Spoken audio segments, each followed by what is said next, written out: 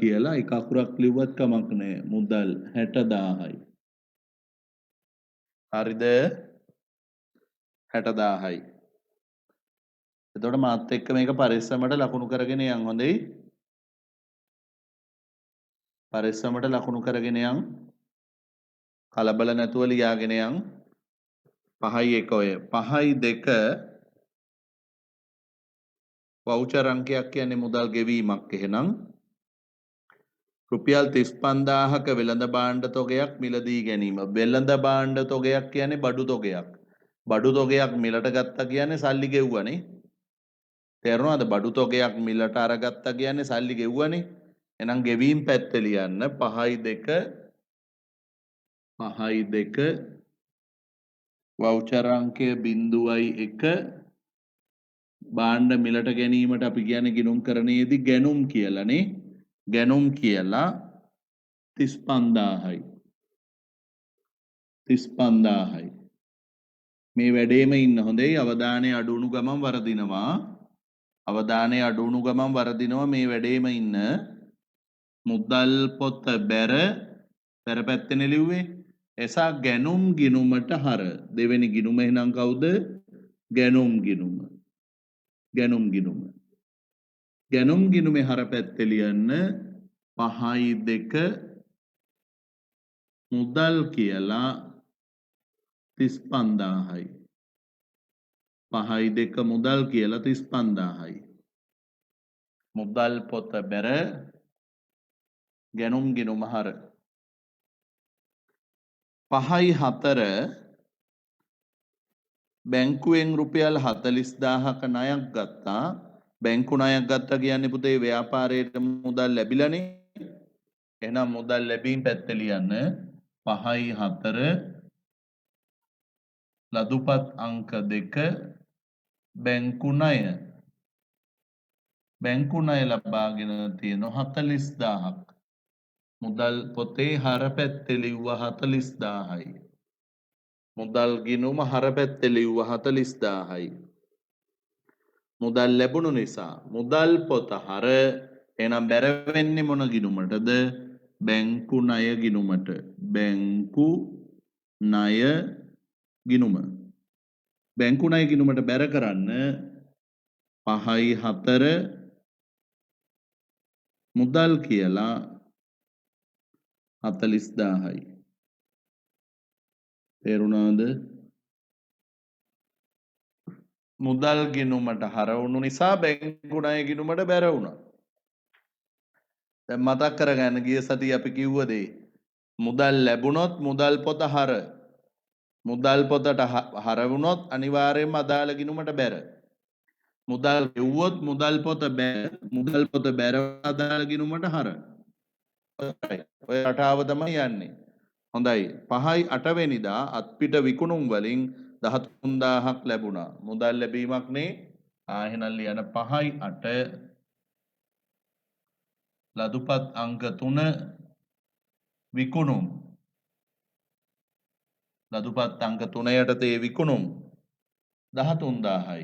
මුදල් ලැබුණා විකුණුම් වලින් 13000යි. එහෙනම් මුදල් පොත හර මොකක්ද ඊළඟ ගිණුමේ නම? විකුණුම් ගිණුම. විකුණුම් ගිණුම. මුදල් පොත හර විකුණුම් ගිණුමට බැර කරන්න 5යි 8 මුදල් කියලා 13000ක්. මුදල් පොත හර විකුණුම් ගිණුමට බැර 5යි 8 13000යි. හරි. ඔන්න 5යි 8 වෙනිදා. 5යි 12 සේවක වැටුප් ගෙව්වා 5000යි. තනියම සටහන් කරන්න. තනියම හදන්න බලන්න සේවක වැටුප් ගෙවීම 5යි 12. මුදල් ගෙවීමක් මුදල් ගිණුම බැර කරන්න පුතේ 5යි 12 වවුචර් අංක 2 යටතේ වැටුප් කියලා. වැටුප් කියලා 5000ක්. මුදල් ගිණුම බැර 5000යි. එහෙනම් ඊළඟ ගිණුමේ නම වැටුප් ගිණුම. ඊළඟ ගිණුමේ නම වැටුප් ගිණුම. වැටුප් ගිණුම හර කරන්න 5යි 12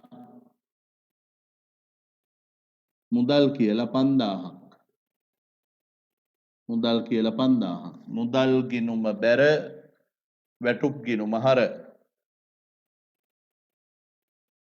හරිද? 5යි 12 අවසන්ද මුදල් ගිණුම බැර වුණා වැටුප් ගිණුම හර වුණා. 5යි 15 ව්‍යාපාරයේ භාවිතයට උපකරණ මිලට ගත්තා. උපකරණ මිලට ගත්ත නම් මුදල් ගෙවීමක්. 5යි 15 වවුචර් අංක 3 උපකරණ මිලට ගත්තා 12000යි. උපකරණ මිලට ගත්තා 12000යි. 5යි 15 උපකරණ මිලට ගත්තා 12000යි. හරි? එතකොට මුදල් පොත බැර වෙලා උපකරණ ගිණුමට හර වුණා. උපකරණ ගිණුමට හර කරන්න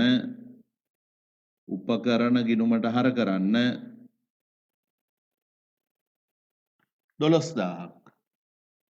5යි 15 මුදල් කියලා 12000ක්. එහෙනම් මොකද්ද දිත්ත සටහන?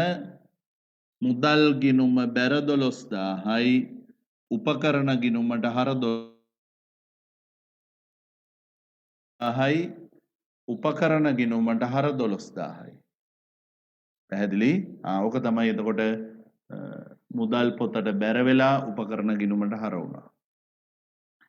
5යි 15 දක්වා වැඩ ඉවර නම් මොකද මේක මට ඔයාලා පන්තිය පේන්නේ නැහැ. ඔයා මට සාමාන්‍ය පන්ති කාමරේදී වගේ පේන්නේ නැහැ නේ පුතේ මෙතෙන්දි. හැබැයි ඔයාගේ මගේ අතර යම් sannivedanayak තියෙන්න ඕන accounting වලදී. හොඳයි? ඔයාට මං කියන එක හොඳින් ඇහෙනවා ඇති, පේනවා ඇති. හැබැයි ඔයාට මේක පුළුවන්ද කියලා මම දැනගන්න ඕන. එසා හැම දරුවෙක්ම මේ වෙලාවේ ඔන්ලයින් ඉන්න හැම දරුවෙක්ම මට මැසේජ් එකක් දෙන්න ඕන 5යි 15 දක්වා ගාන හදලා ඉවරද? මොකද කෙනෙක් මග එරිලා ඉන්න පුළුවන්. අපි මේ අදයි යනවා. හැම දරුවෙක්ම මට මැසේජ් එකක් දෙන්න 5යි 15 දක්වා වැඩ ඉවරද? ඒ දක්වා හරිද?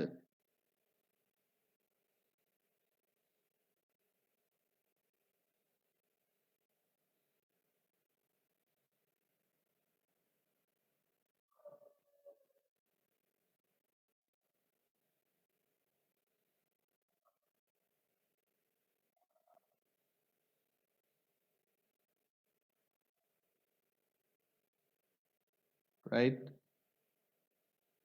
5යි 15 දක්වා ඉවරයි.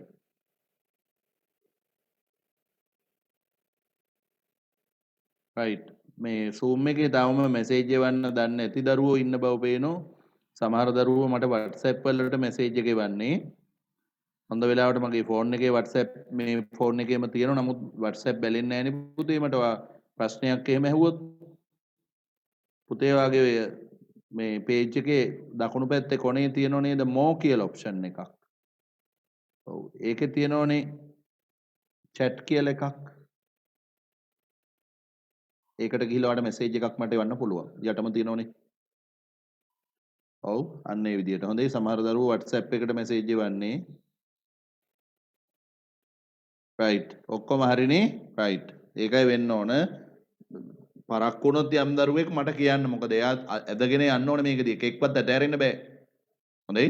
එක්ක ළමයෙකුටවත් අතහැරෙන්න බෑ විෂය. මොකද කවුරුත් අපහසුතා ගොඩක් මැද, ප්‍රශ්න ගොඩක් මැද, සිග්නල් නැහැ. අමාරුවෙන් මේ පන්තියට සෙට් වෙලා මේක අල්ලගෙන යන්න try කරන්නේ. ඒ අපහසුතාවය මම දන්නවා. නේ? හරියට ඔක්කොම ලස්සනට වීඩියෝ එක ක්ලියර් ඇහෙන්නේ නැහැ. ලස්සනට වීඩියෝ එක පේන්නේ නැහැ. මොකද එච්චර හොඳ සිග්නල් එකක් මේ බෙලියත්තවට ගම්වල නැහැ. ප්‍රශ්න මැද තමයි මේක යන්තම් අල්ලගෙන යන්නේ. එතකොට අතහැරෙනකොට පොඩි ප්‍රෙෂර් එකක් හිතට බයක් එනෝනේ. ඒ නිසා ඔයා අනිවාර්යෙන් ඒ පීඩනය මට දෙන්න. ඔයාට බැරි තැනක් පැටලුනොත් අතහැරුණොත් මට කියන්න. තේරුණාද? ඒක නිශ්ශබ්දව ඉන්න එපා. ඔන්න ඔහමයි අපි සටහන් කරේ 5යි 15 දක්වා. 5යි 20 කුලී ආදායම 6000ක් ලැබීම. 5යි 20 කුලී ආදායම 6000ක් ලැබෙනවා. මුදල් ලැබීමක්නේ. මෙන්න සටහන් කරනවා 5යි 20 ලදුපත් අංක 4 යටතේ කුලී ආදායම්. කුලී ආදායම් කොච්චර ලැබෙනවද? 6000ක් ලැබෙනවා.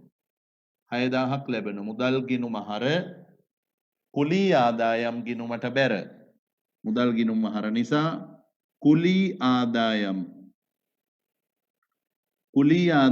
ගිණුම අන්නේ ගිණුමේ නම කුලී ආදායම් ගිණුමට බැර කරන්න 5යි 20 මුදල් කියලා 5යි 20 මුදල් කියලා පුතේ 6000ක් 5යි 20 මුදල් කියලා 6000ක් මුදල් පොත හර කුලී ආදායම් ගිණුම බැර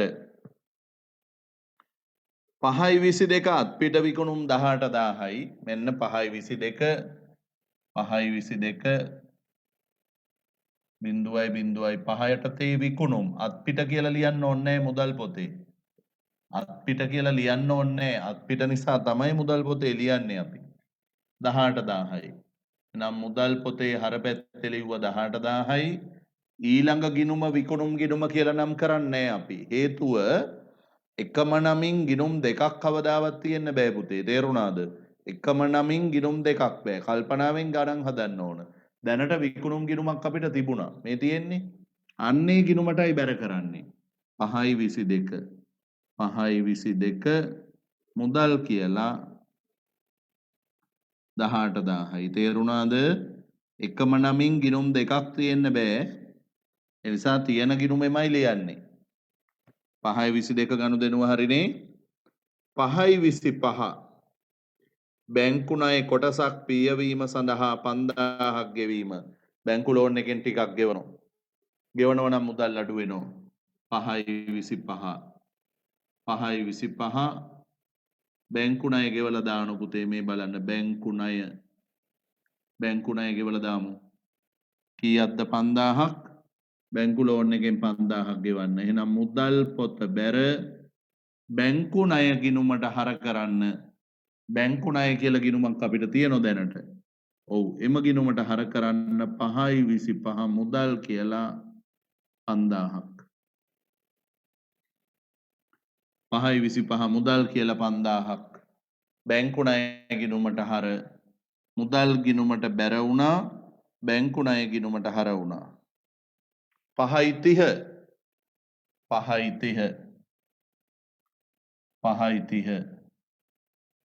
බිඳුවයි බිඳුවයි 6 යටතේ කොමිස් ආදායමක් ලැබෙනවා කොමිස් ආදායමක් කියනකොටම අපිට තේරෙනවා ඒක කොමිස් ආදායම් කියනකොට අපිට තේරෙනවා මුදල් ලැබීමක් කියලා කොමිස් ආදායම් කියනකොට අපිට තේරෙනවා මුදල් ලැබීමක් කියලා ඒ නිසා මුදල් පොතේ හර පැත්තේ ලිව්වා 14000යි මුදල් පොත හර 14000යි එහෙනම් ඊළඟ ගිණුම නම් කරන්න දරුවෝ කොමිස් ආදායම් ගිණුම කොමිස් ආදායම් ගිණුම කොමිස් ආදායම් ගිණුම කොමිස් ආදායම් ගිණුම එයා බැර කරන්න 5යි 30 මුදල් කියලා 14000යි 14000යි 14000යි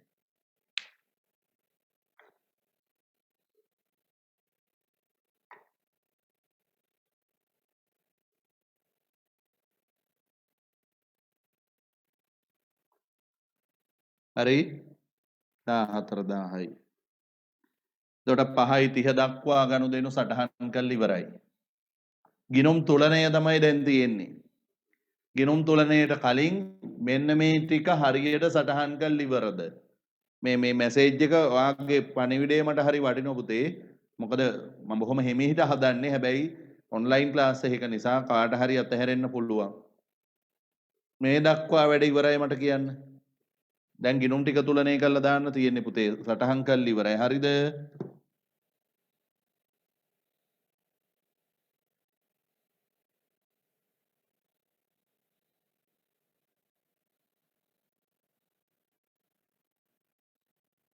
හැම දරුවෙක්ම කියන්න මට ඉවරද කියලා ඉවර නැත්නම් ඒකත් කියන්න